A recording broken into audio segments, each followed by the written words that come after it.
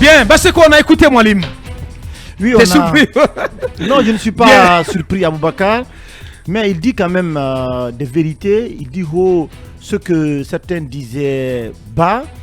Cette façon de faire la politique sous Alpha Condé était très malsaine. C'était très malsaine, c'était très vilain, c'était nauséeux, sincèrement.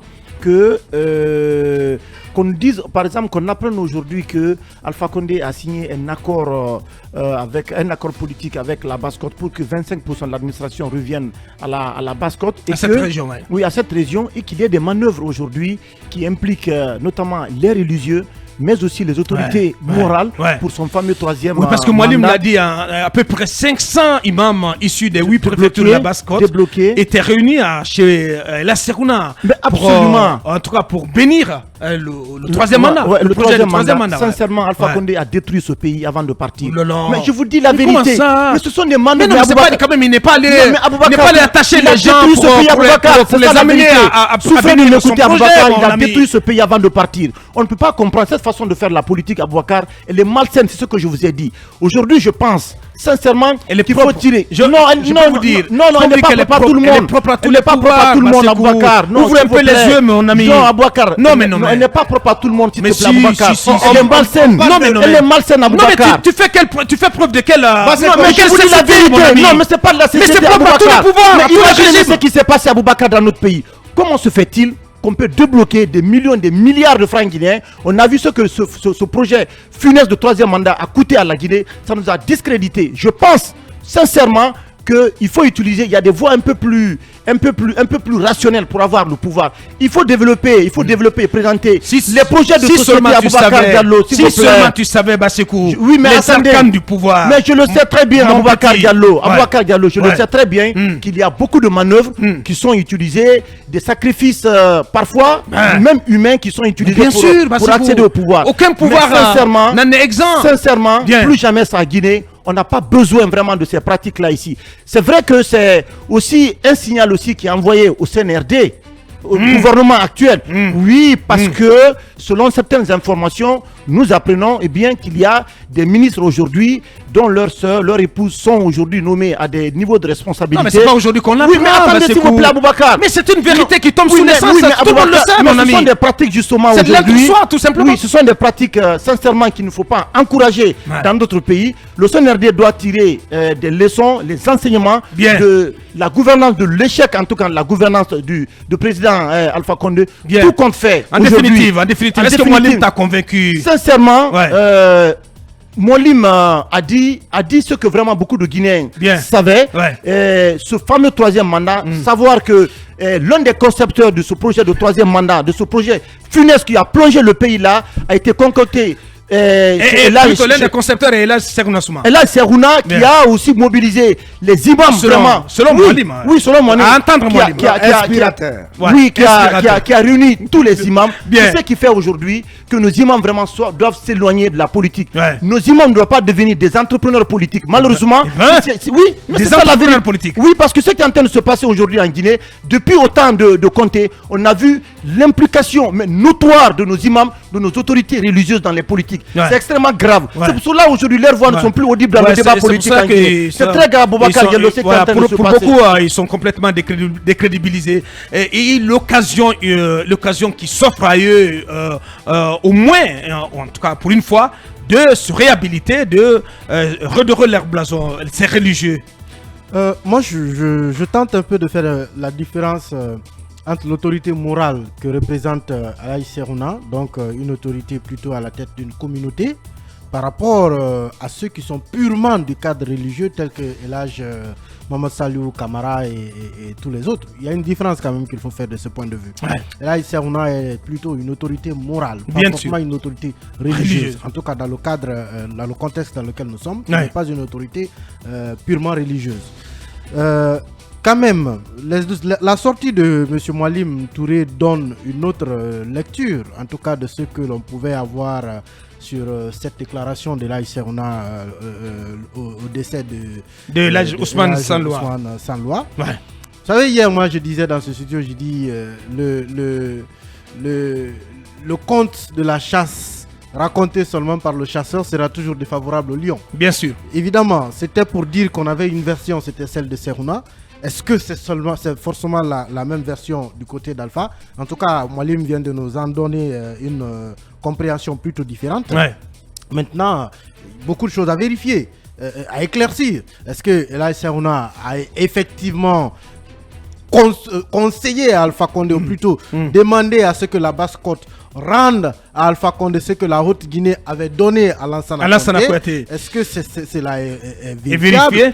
Les 500 millions. Parce qu'à l'écouter, Elaï Serouna est le tout premier Guinéen à avoir conseillé cela. Avoir conseillé cela, Alpha Condé. Avoir conseillé un référendum constitutionnel qui, donc plus tard, devait déboucher sur un troisième mandat pour Alpha Condé. Justement. Ouais. Donc, cette question des 500 imams et des 500 millions également, les 2 milliards pour la sensibilisation, les 3 pick-up sous-marine, les pick-up, l'évacuation sanitaire et tout ça. Bon, l'évacuation sanitaire en soi, je pense que ça relève d'un point de vue plutôt normal pour un chef d'État.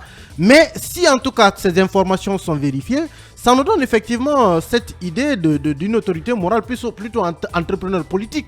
Parce que c'est vrai que moi je me suis beaucoup interrogé sur le point de fracture entre Alpha Condé et Elaï Serouna.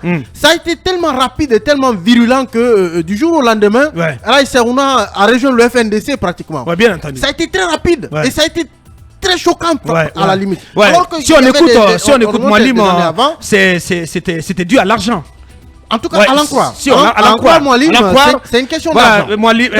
Là, Serouna était quelqu'un qui demandait énormément, et au point que finalement... Alpha Condé était agacé. Il était agacé, il ne pouvait plus financer. On peut le dire. Donc, ça nous donne en tout cas une autre compréhension un peu de cette affaire qui a opposé les deux hommes. Et puis aussi du fait que, en définitive, les gens... Moi, je suis allé. Les gens n'ont pas de conviction. Je suis allé jusqu'à. Ils suivent que leurs intérêts. Même pas les intérêts du pays. C'est ce qui ressort comme message. Non, mais pas du tout. Et c'est pourquoi la dernière fois, moi, je suis allé jusqu'à dire que Elaï Serouna est un acteur en réalité. C'est un acteur. Et un acteur, il joue un rôle sur une scène. Un acteur atypique. Justement, il joue un rôle sur une scène bien déterminée. Et pour chaque scène, il adapte un rôle. Et c'est cela que malheureusement, ces déballages-là nous montrent finalement. Mais pour ce qui est du Et aujourd'hui, le constat, selon beaucoup d'observateurs, c'est que Elaï Serouna n'est plus du camp du FNDC. Voilà. Tout simplement. Non, mais ce n'est pas un secret de polichinelle. Il serait du camp du CNRD. Voilà, ce n'est pas un secret de polichinelle. Mais non, mais quand même. Mais il a combattu le troisième mandat. Non, il devrait rester sur la même ligne de crête quand même. Quand Serouna vous dit que j'ai dit à Alpha qu'il m'a gazé, il partira sous les armes, ça vous donne un peu l'idée de la déception aussi qu'il avait des rapports de la fin de ses rapports avec Alpha Condé. Donc aujourd'hui qu'il rejoigne le tombeur d'Alpha Condé, ça ne devait pas être décevant. Même si je pense que même si c'est le FNDC, le coordinateur national du FNDC qui était au pouvoir, là Serouna il serait avec lui. Comme je vous l'ai dit, c'est une question d'un acteur qui joue un rôle, une scène bien précise dans un film bien précis. C'est comme ça en réalité que j'ai l'impression qu'il se joue de tout le monde. Et Alpha Condé l'a bien compris. Il a bien compris. C'est pourquoi, contrairement à Bassekou, son mode de gouvernance qui consistait un peu à dire 25% du gouvernement à la Basse-Côte, la primature à la Basse-Côte, c'était pas propre qu'à la Basse-Côte. À la forêt, il a donné le Parlement. À la Haute-Guinée, non mais on ne peut pas en fait. Je veux dire, nous sommes après tout un pays qui est assis aussi sur des fondements sociaux.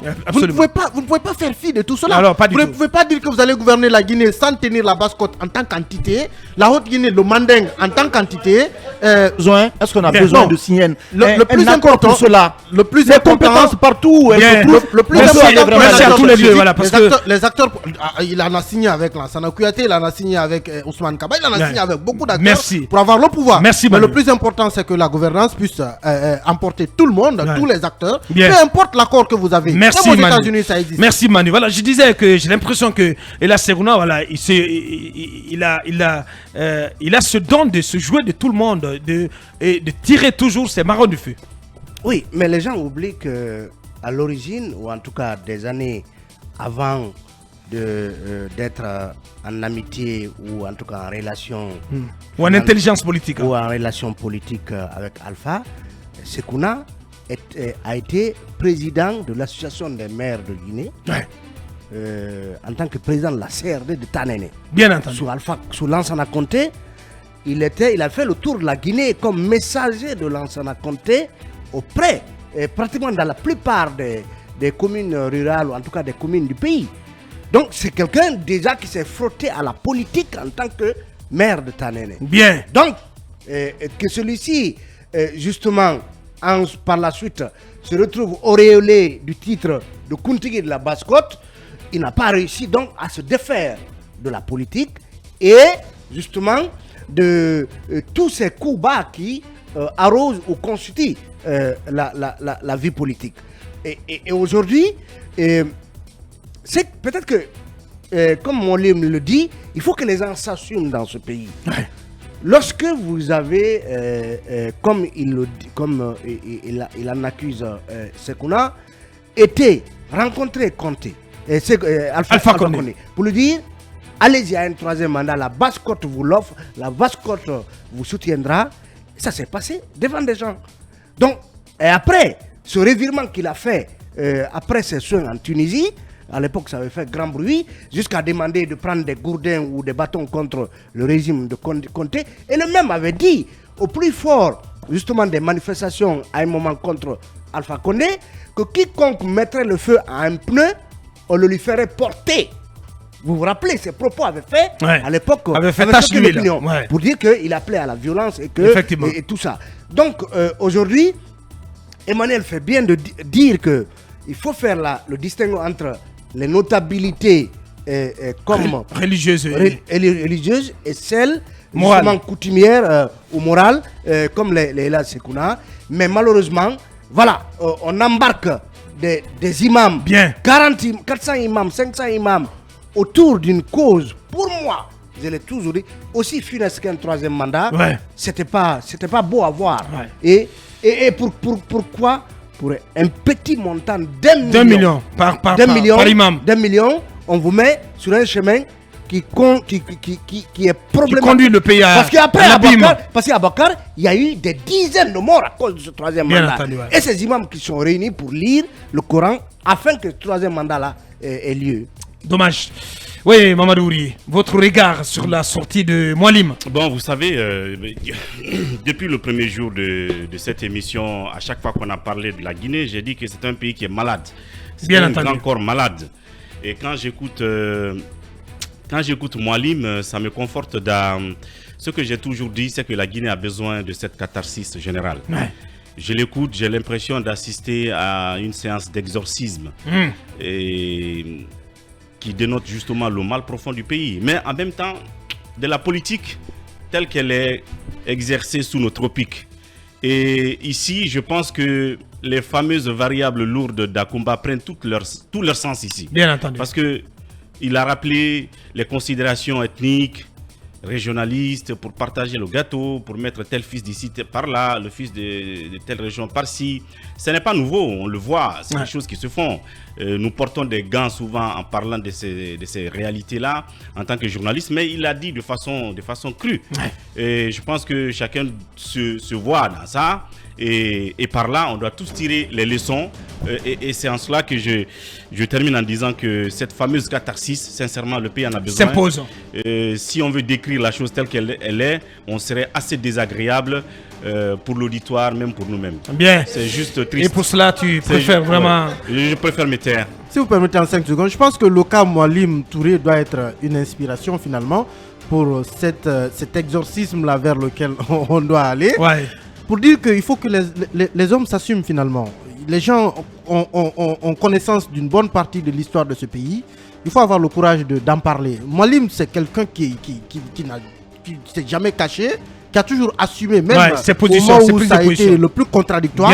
On l'a vu, il a parlé publiquement, il ne s'est jamais caché. Bien. Yaraï, sur Moualim. Oui, moi, ce qui me sidère, c'est l'attitude des personnes à être très promptes à dénoncer ce que les autres ont fait, alors que eux aussi, ils étaient dans les rangs du pouvoir qu'ils sont en train aujourd'hui de peindre. Il faut se dire, c'est vrai qu'il y a la responsabilité. Moualim l'a dit que c'est seule la vérité qui va sauver la Guinée. Et je pense que cette vérité doit commencer par soi-même, puisque vous étiez dans les rangs de la gestion. Il va falloir commencer par comment vous aussi, vous avez soutenu tout ce qui s'est passé. Quel a été le rôle? Quel a été le rôle? Il est un des soutiens, des premiers soutiens du troisième mandat. Il a dit qu'il est le soutien, mais comment il l'a fait et qu'est-ce qu'il a fait dedans? Comme il l'a détaillé pour les autres, il ne l'a pas fait. Je suis malheureusement désolé pour cela. Vous savez, Malick Sankon aussi, il a parlé ici après le coup d'État. Il a juste présenté des excuses. Le fait, ce n'est pas de présenter des excuses. Qu'est-ce que vous avez fait? Qu'est-ce qui vous pousse à demander pardon? Parce que le peuple en a besoin. Le peuple a besoin de savoir qu'est-ce que vous avez fait pour que vous méritiez... Quel mal vous avez fait au pays? Quel mal vous avez fait au pays pour que vous méritiez quand même leur pardon? Je suis sincèrement... Pour Elhadji Serouna, je pense que c'est un secret de polichinelle. Ils font partie des businessmen de ce pays. Hier, je le disais que ça sortit... de la crise politique. Exactement. Hier, je le disais que tout cela tournait autour de l'argent et finalement, ça s'est révélé. Et ça s'est révélé au grand jour. Dommage. Voilà, dommage. Enfin, l'œil du politiste. Vous savez, à la conférence présidentielle du 21 avril 1961, Kennedy disait que la victoire a 100 pères, mais la défaite est orpheline. Je pense que c'est exactement ce qui est en train d'arriver. Molly m'a décrit ce qui était sa part de vérité. Pauvre Alpha Condé, on se rend bien compte que dans tout ça, c'est Alpha qui s'est fait avoir. Je pense que ce sont des leçons de vie, tout simplement. Absolument. Que ce soit Molim ou que ce soit Elhadji Serouna, c'est tout simplement des political persuadeurs et c'est partout cela. Je pense que c'est normal que des gens... Parce que la politique, c'est une activité en temps normal. Une activité lucrative. Absolument. Bien entendu. Il y en a bien, Alpha Condé était un bon professionnel de la politique. Je pense que ça apprendra à tous ceux qui sont aujourd'hui de faire attention à cette chose-là. Voilà. Faites attention à la politique parce que qui s'y frotte s'y pique. C'est comme ça qu'on clôture cette semaine. Voilà, grand merci à vous tous qui nous avez suivis depuis le début de la semaine. Merci aussi à Mamadou Ouri qui a assuré l'intermède. Grand merci à toute l'équipe. Merci à nos équipes à la régie, à la transmission. Ibrahim Babin Diallo, Khalil Awada, Ibrahim Assila, Tidiane Kamara et notre CM aussi, Ouri Abdoulaye, qui donc tous les 5 qui étaient présents le long de la semaine. Demain, vous serez avec, si je m'abuse, avec l'Amazon. Je ne sais pas trop quel est le programme. Voilà, en tout cas, c'est Mirado Mix que vous allez retrouver demain. Nous, on se reprend lundi. Bon week-end par anticipation en ce mois saint de Ramadan.